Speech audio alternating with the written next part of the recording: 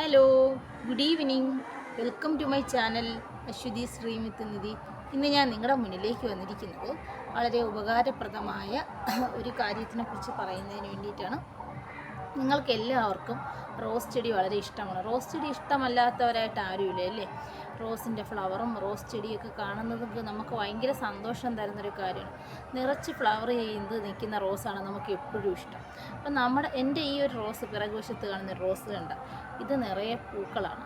ഇങ്ങനെ നിറച്ച് പൂ തരാനായിട്ട് ഞാൻ ചെയ്ത എന്തൊക്കെ ഇതാണ് ഇതിന് കൊടുത്തത്, ഫെർട്ടിലൈസർ എന്താണ്, എന്ത് കെയറാണ് അതിന് കൊടുത്തത്, ഇതെങ്ങനെയാണ് റിപ്പോർട്ട് ചെയ്തത് എന്നതിനെയൊക്കെ കുറിച്ചുള്ള ഒരു ഡീറ്റെയിൽ ആയിട്ടുള്ളൊരു വീഡിയോ ആണ്. അതായത് റോസ് ചെടിയെക്കുറിച്ച് അതിൻ്റെ കെയറിനെ കുറിച്ചും നമുക്ക് അറിയേണ്ട, ആദ്യം തൊട്ട് അവസാനം വരെ അറിയേണ്ട കാര്യങ്ങൾ എൻ്റെ ഒരു ചെറിയ അറിവ് വെച്ച് ഞാൻ നിങ്ങളുടെ മുന്നിലേക്ക് ഷെയർ ചെയ്യുകയാണ്.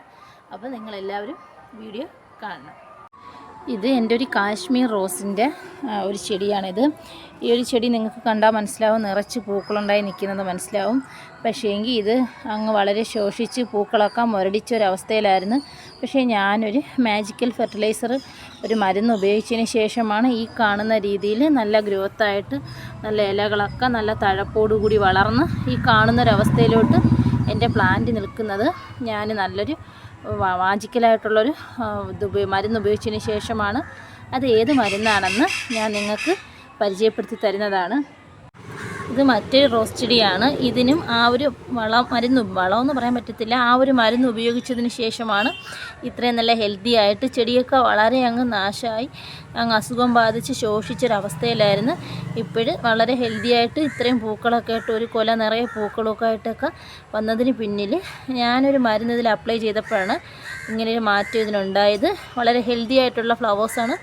ആ ഒരു മരുന്ന് ചെയ്തതിന് ശേഷം ലീവ്സ് ആയാലും ശരി തന്നെ വളരെ ഹെൽത്തി ആയിട്ട് നിൽപ്പുണ്ട്. അപ്പോൾ ഏതാണ് ആ മരുന്നെന്ന് ഞാൻ കാണിച്ചു തരാമേ. ഈ ഒരു മരുന്ന് സൾഫെക്സ് എന്നാണ് ഇതിൻ്റെ പേര്. ഇതിൽ എഴുതിയിട്ടുണ്ട്. നഴ്സറിയിൽ നിന്ന് ഞാനൊരു വളക്കടയിൽ നിന്നാണ് മേടിച്ചത്. 5 ഗ്രാം 1 ലിറ്റർ വെള്ളത്തിൽ നന്നായിട്ട് കലക്കിയിട്ട് അത് നമ്മുടെ സ്പ്രേയറിലോട്ട് ഒഴിച്ച് നമ്മുടെ ചെടിയിലും പൂക്കളിലൊക്കെ ഒന്ന് സ്പ്രേ ചെയ്ത് കൊടുത്താൽ മാത്രം മതിയാവും. ഈ ഒരു മരുന്ന് തന്നെയാണ് ഞാൻ എൻ്റെ പയർ ചെടിയിൽ അപ്ലൈ ചെയ്തത്. അതിലും വളരെ മികച്ച ഒരു റിസൾട്ടാണ് എനിക്ക് കിട്ടിയിട്ടുള്ളത്. അപ്പോൾ നിങ്ങൾ ഇത് ഇന്ന് ട്രൈ ചെയ്ത് നോക്കിയാൽ മതിയാവും. നിങ്ങളുടെ ചെടികൾ പിന്നെ ഒരിക്കലും ഇത് 105 രൂപയാണ്. ഏകദേശം 1/2 കിലോയോളം ഭാരമുണ്ട് ഇതിന്. 1/2 കിലോയോളം ഉള്ള മരുന്നിന് 105 രൂപയാണ്. 105 രൂപയ്ക്ക് ഇത് മേടിച്ചിട്ട് എയർ ടൈറ്റ് ആയിട്ടുള്ളൊരു സ്ഥലത്ത് സൂക്ഷിക്കാനായിട്ട്, ഒരു കണ്ടെയ്നറിലോ ഒരു ബോക്സിലോ സൂക്ഷിക്കാനായിട്ട് പ്രത്യേകിച്ച് ശ്രദ്ധിക്കണം. അതേ കണക്ക് തന്നെ ഇത് അലർജിയൊക്കെ ഉള്ളവരാണെങ്കിൽ ഒരു മാസ്ക് ഉപയോഗിച്ച ശേഷം മാത്രം എടുത്ത് ഉപയോഗിക്കാനായിട്ട് ശ്രദ്ധിക്കണം. പൊടി കണക്കുള്ളൊരു ഇതാണ്. അപ്പോൾ നമ്മൾ അലർജിയൊക്കെ ഉള്ളവർക്കാണെങ്കിൽ ഇത് തുമ്മുന്നതിനൊക്കെ അസ്വസ്ഥതയൊക്കെ ഉണ്ടാവും. എനിക്ക് പ്രത്യേകിച്ച് അലർജിയൊന്നുമില്ല, അതുകൊണ്ട് തന്നെ അനുഭവപ്പെട്ടിട്ടില്ല. എന്തായാലും ഇത് ഒരു ഫംഗിസൈഡാണ്. അതുകൊണ്ട് തന്നെ വളരെ പെട്ടെന്നായിട്ടുള്ള റിസൾട്ട് തന്നെയാണ് നമുക്ക് ഈ ഒരു മരുന്ന് ഉപയോഗിക്കുന്നതിൽ നിന്ന് കിട്ടുന്നത്. നമ്മുടെ റോസ് ചെടിയിൽ നിറയെ പൂക്കളുണ്ടാകുന്നത് ഒന്നും തന്നെ കേടായി പോകത്തുമില്ല, ഇലയും മുരടിച്ച് പോകത്തില്ല. വളരെ ഫ്രഷായിട്ടിരിക്കുന്നതിനും ഈ ഒരു മരുന്ന് സഹായിക്കും. എൻ്റെ ബാക്കിയുള്ള ചെടികളും കൂടെ ഞാൻ നിങ്ങൾക്ക് കാണിച്ചു തരാമേ. ഇത് എൻ്റെ മറ്റൊരു വെറൈറ്റി റോസാണ്. ഒരു ചെടിയിൽ തന്നെ, ഒരു പൂവിൽ തന്നെ 2 ഷെയ്ഡ് വരുന്നൊരിതാണ്. ഇത് ഇതൊക്കെ അങ്ങ് തീരെ അങ്ങ് അവശ നിലയിലായതാണ്. ഞാൻ ഈ മരുന്ന് ഉപയോഗിച്ചതിന് ശേഷം ഒരു കൊല പൂ നിറച്ച് പൂവിട്ടതാണ്. ഇപ്പോൾ ഇലയൊക്കെ നോക്കിയാലും മനസ്സിലാവും നിങ്ങൾക്ക്, വളരെ ഹെൽത്തി ആയിട്ട് നിൽക്കുന്നത്. ഈ പൂക്കളെല്ലാം 2 ദിവസം ഞാൻ വെച്ച് കൊഴിയുന്ന സമയത്ത് നമുക്ക് ഇവിടെ വെച്ച് തന്നെ അങ്ങ് കട്ട് ചെയ്ത് കൊടുക്കാവുന്നതാണ്, പ്രൂൺ ചെയ്ത് കൊടുക്കാവുന്നതാണ്. അപ്പോൾ ഇച്ചിരി കൂടെ ഹെൽത്തി ആയിട്ട് കുറച്ചധികം പൂക്കളുണ്ടാവും. ഈ ഒരു ചെടിയും അങ്ങനെ തന്നെയാണ്, നിറയെ പൂക്കളുണ്ടായിരുന്നു. അത് ഈ ഒരു മരുന്ന് ഉപയോഗിച്ച് ഇതങ്ങ് നാശമായതിന് ശേഷമാണ് ചെടി അങ്ങ് തീരെ അങ്ങ് അവസ്ഥയിലായിപ്പോയി, മുരടിച്ചൊരു വല്ലാത്തൊരു വിഷമാവസ്ഥയിലായതാണ്. അതിനുശേഷം സങ്കടം വന്ന ഒരു സിറ്റുവേഷനായിരുന്നു. അതിനുശേഷം ഞാൻ ഈ ഒരു മരുന്ന് ട്രൈ ചെയ്തതിന് ശേഷം പുതിയ ലീവ്സൊക്കെ വന്നിട്ടുണ്ട്. വളരെ ഹെൽത്തി ആയിട്ടുള്ള ലീവ്സാണ് വന്നിരിക്കുന്നത്. ഈ ചെടിയും അങ്ങനെ തന്നെയാണ്. എൻ്റെ കയ്യിൽ വളരെ കുറച്ച് കളക്ഷൻസ് മാത്രമേ ഉള്ളൂ. ഏകദേശം 1 2 3 4 5 6 7 9 റോസ് മാത്രമേ ഉള്ളൂ എൻ്റെ കയ്യിൽ. അപ്പം ഞാനിത് ട്രൈ ചെയ്ത് നോക്കിയിട്ട് ബെറ്റർ റിസൾട്ട് കിട്ടുന്നെങ്കിൽ മാത്രം നിങ്ങളെ കാണിക്കാമെന്ന് വിചാരിച്ചതാണ്. പിന്നീട് പ്രൂണിങ് ആദ്യമായിട്ട് നിങ്ങൾക്ക് പ്രൂണിങ് എന്താണെന്ന് അറിയില്ലെങ്കിൽ നമ്മൾ വിചാരിക്കും റോസ് ചെടിയിൽ ഇതിപ്പോൾ ഒരു കൊല നിറയെ പൂക്കളുണ്ടായിട്ടുണ്ട്. തോനെ പൂക്കൾ ഈ മരുന്ന് ട്രൈ ചെയ്തതിന് ശേഷം കിട്ടിയതാണ്. അപ്പോൾ ഈ പൂക്കളെല്ലാം വളരെ നന്നായിട്ട് നിന്നതാണ്. അപ്പോൾ നമ്മൾ ഇത് പൂവ് സ്വന്തമായിട്ട് അതങ്ങ് അടർന്ന് പൊയ്ക്കോട്ടെ എന്നൊരിക്കലും കരുതരുത്. നമ്മൾ ഈ ഒരു ചെടിയിൽ ഈ പൂക്കളൊക്കെ ഉണ്ടായതിന് ശേഷം അതിൻ്റെ ഈ മൊട്ടിൻ്റെ ഈ ഒരു പോർഷൻ്റെ താഴെ വെച്ചിട്ട് ആ ഇല വരുന്നൊരു പോർഷൻ വെച്ചിട്ട് അങ്ങ് കട്ട് ചെയ്ത് കൊടുക്കണം. അതുകൊണ്ട് ഇതെല്ലാം കട്ട് ചെയ്ത് കളയണം. കട്ട് ചെയ്ത് കളയുമ്പോഴത്തേക്ക് അവിടെ നിന്ന് പുതിയ തളിരുകളുണ്ടാവും. പുതിയ തളിരുകളിൽ നിന്ന് മാത്രമേ നമുക്ക് പൂ കിട്ടുകയുള്ളൂ എന്ന് നമുക്കറിയാം. അപ്പം പുതിയ തളിരുകൾ വരികയും പിന്നെ ചെടി വീണ്ടും നല്ല ഹെൽത്തി ആയിട്ട് പൂ പിടിക്കുകയും ചെയ്യുന്നതാണ്. പിന്നെ പ്രൂണിങ് ചെയ്തത് കൊണ്ടോ അല്ലെങ്കിൽ നമ്മുടെ ഒരു ഫെർട്ടിലൈസർ അപ്ലൈ ചെയ്തത് കൊണ്ടോ അല്ലെങ്കിൽ മരുന്ന് ഉപയോഗിച്ചുകൊണ്ടോ മാത്രം നമ്മുടെ ചെടി ഹെൽത്തി ആയിട്ടിരിക്കണമെന്നില്ല. ചെടി ഹെൽത്തി ആയിട്ടിരിക്കാനായിട്ട് നമ്മൾ എപ്പോഴും ചെയ്യേണ്ടത് ചെടിയിൽ വെള്ളം കെട്ടി നിൽക്കാതെ സൂക്ഷിക്കണം. അമിതമായിട്ട് വെള്ളം ഒഴിക്കരുത്. അതുകണക്ക് തന്നെ നമ്മുടെ പോട്ടിംഗ് മിക്സ് നമ്മളിങ്ങനെ വിരലൊന്ന് ഒരു വിരൽ നമ്മളിങ്ങനെ കുത്തി നോക്കുമ്പോൾ നമ്മുടെ വിരലങ്ങ് താന്നു പോകുന്നൊരവസ്ഥയിലുള്ളൊരു പോട്ടിംഗ് മിക്സ് ആയിരിക്കണം. അല്ലാണ്ട് കട്ട പിടിച്ചൊരു മണ്ണാവരുത്. അതിന് പോട്ടിംഗ് മിക്സിൽ ഞാനിവിടെ ചേർക്കുന്നത് നമ്മുടെ മണ്ണ്, മണൽ, പിന്നീട് ഒരല്പം എല്ലുപൊടി, ഒരല്പം ചാണകപ്പൊടി, പിന്നീട് കുറച്ച് വേപ്പിൻ പിണ്ണാക്ക് ചേർത്തിട്ടാണ് ഞാൻ നടുന്നത്. ചട്ടിയുടെ ചുവട്ടിൽ ഓടിടും. അത് ഞാൻ ചെടികളെല്ലാം നടുന്നത് നിങ്ങൾക്കറിയാമായിരിക്കും. ഞാനിനി വീണ്ടും പറഞ്ഞ് നിങ്ങളെ ബോറടിപ്പിക്കുന്നില്ല. അത് എല്ലാ ചട്ടിയിൽ നടുന്ന എല്ലാ ചെടികളായാലും ഞാൻ അടിയിൽ ആദ്യമേ നല്ല ഹോളുണ്ടായണമെന്ന് പരിശോധിച്ചതിന് ശേഷം കുറച്ച് ഓട്ടിൻ കഷ്ണങ്ങൾ ഇട്ട് കൊടുക്കും. ഓട്ടിൻ കഷ്ണങ്ങൾ ഇട്ട് കൊടുത്തതിന് ശേഷം അതിലേക്ക് ഒരു അല്പം മണ്ണും മണലും, പിന്നീട് നമ്മളെ മണലില്ലാത്തവർക്ക് ഒരല്പം ഉമി ചേർത്താലും മതിയാവും. ഉമി തോനെ ചേർക്കണ്ട. അല്പം മണ്ണും മണലും ഒരേ അനുപാതത്തിലാണ്, ഒരേ അളവിലാണ് ഞാൻ എടുക്കുന്നത്. പിന്നീട് ചാണകപ്പൊടി, ഉണങ്ങിയ ചാണകപ്പൊടി എടുക്കാനായിട്ട് ശ്രദ്ധിക്കണം കേട്ടോ. നന്നായിട്ട് ഉണങ്ങിയ ചാണകപ്പൊടി എടുക്കാനായിട്ട് ശ്രദ്ധിക്കണം. ചാണകപ്പൊടി, പിന്നീട് എല്ലുപൊടി, വേപ്പിൻ പിണ്ണാക്ക് ഇവ ചേർത്ത് നടും. പിന്നെ നിങ്ങൾക്ക് തോന റോസ് പൂവിടുന്ന സമയമൊക്കെ ആകുമ്പോൾ തോന പൂവിടണമെങ്കിൽ DAP എന്ന് പറയും. ആ ഒരു സാധനം അതൊരു ഗ്രാന്യൂൾ ടൈപ്പിലുള്ളൊരു മരുന്നല്ല, ഒരു സംഭവം, ഇത് ഫെർട്ടിലൈസറാണ്. അത് നമുക്ക് ഒരു 3-4 ഗ്രാന്യൂള് നമ്മുടെ ചെടിയുടെ ചുവട്ടിൽ ചട്ടിയുടെ ഓരത്തോട്ട് ഇട്ട് കൊടുക്കാം.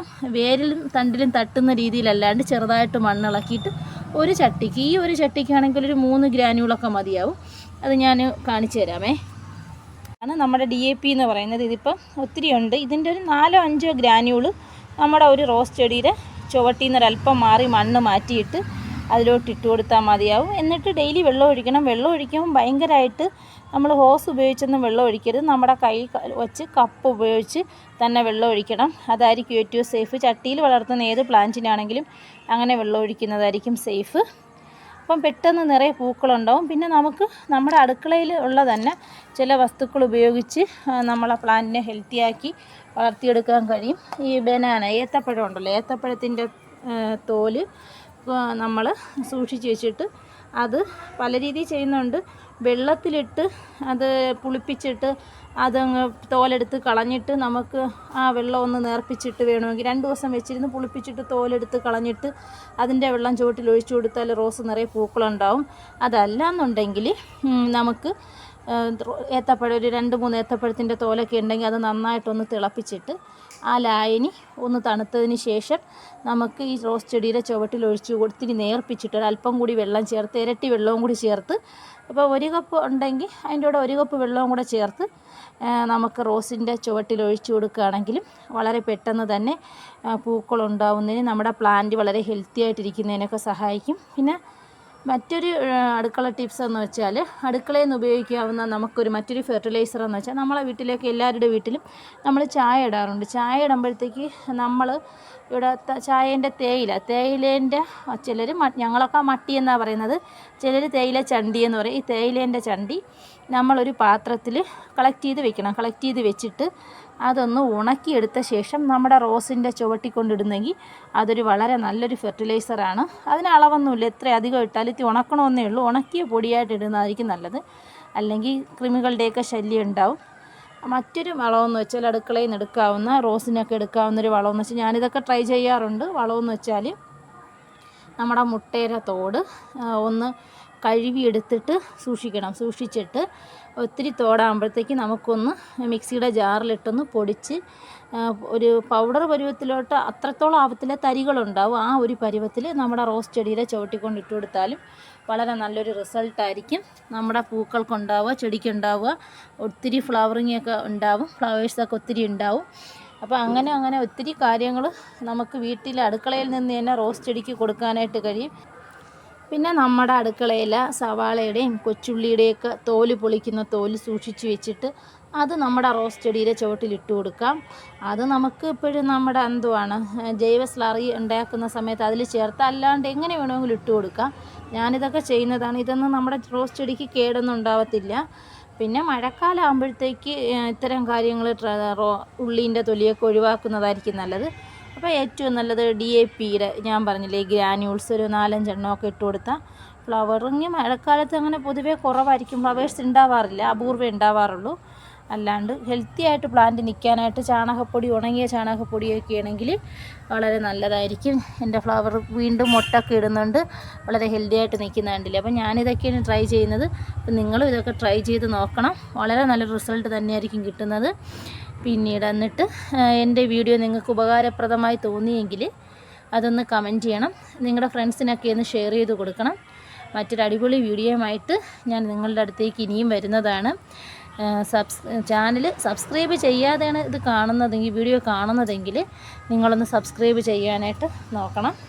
സബ്സ്ക്രൈബ് ചെയ്താൽ മാത്രം പോരെ, ബെൽ ബട്ടണും കൂടെ ഒന്ന് ക്ലിക്ക് ചെയ്ത് കൊടുക്കണം. എന്നാൽ മാത്രമേ ഞാനിടുന്ന ഓരോ വീഡിയോസും നിങ്ങളുടെ മുന്നിലേക്ക് വരികയുള്ളൂ. അതെനിക്കും വളരെ ഹെൽപ്ഫുള്ളായിരിക്കും. അപ്പോൾ മറ്റൊരു അടിപൊളി വിഷയവുമായി അടുത്ത ദിവസം ഞാൻ നിങ്ങളുടെ മുന്നിലേക്ക് വീണ്ടും വരുന്നതാണ്. അതുവരേക്കും have a nice day to all. Good bye.